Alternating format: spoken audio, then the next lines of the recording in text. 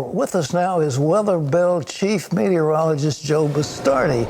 He's also the author of a book, The Climate Chronicles, Inconvenient Revelations You Won't Hear from Al Gore. Joe, it's nice to see you again. Hey, the weather warmed up and then it's gotten so cold. Tell me what's going on. Well, we've got a major winter weather pattern for the United States, and it's interesting, ironic, if you want to call it that this is named Dorothy, because there's also going to be some severe weather with it across Arkansas into Missouri today. But this first storm lifts up. It's Denver to Duluth blizzard. Really is what's going to happen. Lincoln, Nebraska, going to get it quite a bit. Northwest Iowa, Minneapolis, St. Paul. And then that cuts across the lakes and turns east-southeastward off New England, and the colder air comes into the northeastern part of the United States and even down the coast toward Virginia Beach on Thanksgiving Day. And that's why that strong north wind in New York City may cause some problems with the Macy's Day Parade. Of course, you get a big back workout and hip workout trying to hold those balloons. Bart Simpson will wind up over Sandy Hook, New Jersey or something like that. But what happens after that is really fascinating, because this storm is coming into California. This storm comes flying in about the same path, starts dumping snow in the same area Wednesday night, Thanksgiving Day. It lifts up into the northern plains, and then it's blocked. And when it's blocked, it starts sliding east-southeastward, winds up off the mid-Atlantic coast Monday morning. And this means, folks, that the northeast, north of the Mason-Dixon line, the Great Lakes, these areas, the big travel problems are going to be over the weekend.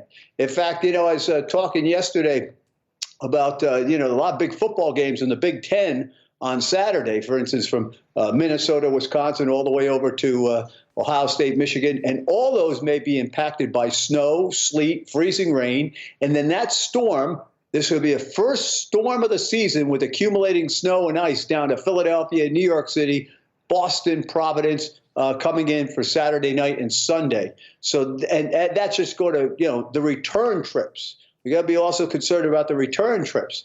With the flying and the traveling, may really be hampered in the Northeast over the weekend. So just a very, very active weather pattern. I remember the 71 situation, by the way. I was only a junior in high school. I was heartbroken because we got rain where I was in Atlantic City, but there was a big Thanksgiving Day snowstorm all over the place back inland across Pennsylvania and New York State.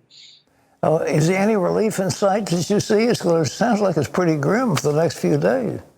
Well, it's interesting, Pastor, that you could see this coming as plain as the nose of my Italian face over here, because this pattern is something that is being set up by things that are going on in other areas of the world.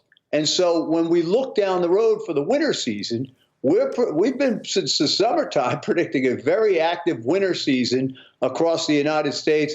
Lots of shots of cold air. So you're seeing this beginning to start. November was a month that was the computer models, the climate models said it was going to be real warm, actually turned out to be much colder than normal across the United States. They're having a real tough time handling this. So you get the old dogs like me. I'm 64 now. I guess that's not old. That's the new 40.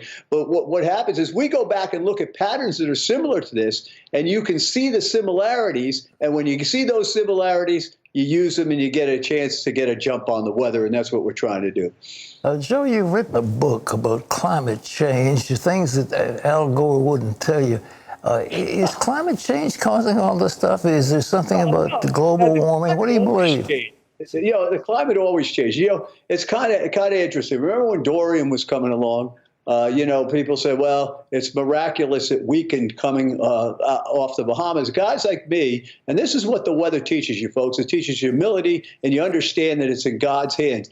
Every day, no matter what the weather, it's a beautiful day in Virginia Beach today. That in and of itself is a miracle, too. So the little things and the big things are, they're in the same category as far as the overall picture. But what's happening today is people are weaponizing the weather.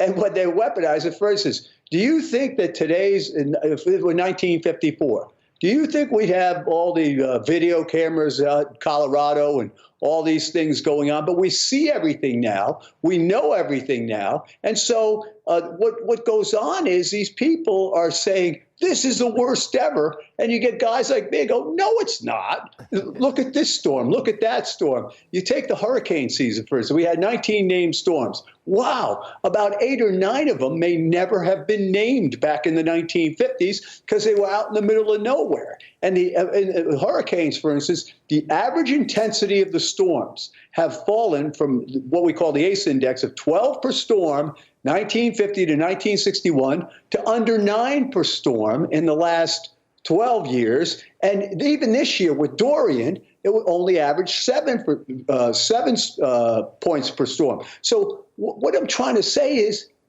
this is all part of a continuum. And what you see today, you got to understand the weather's a movie, not a snapshot. This scene that you see today has been set up for time eternal. And of course, we do look at what's going on now and say, well, it's getting a little bit warmer now. It was colder then. But we put it in perspective, and perspective teaches us history can solve the mystery.